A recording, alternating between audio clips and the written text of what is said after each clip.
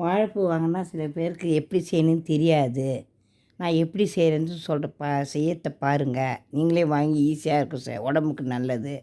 வாழைப்பூல இரும்பு சத்து இருக்குது. உடம்புக்கெல்லாம் தேவையான தாது பொருளும் இருக்குது.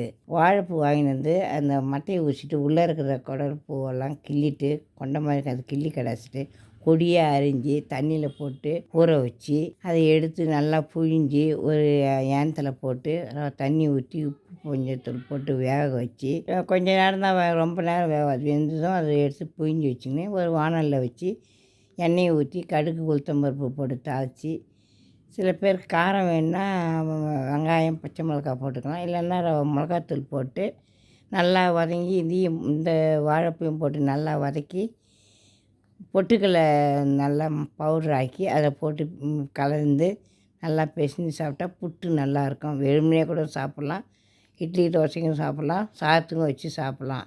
நீங்களும் அது மாதிரி செய்து பாருங்கள். என் சேனலை கமெண்ட் பண்ணி சப்ஸ்கிரைப் பண்ணுங்கள்.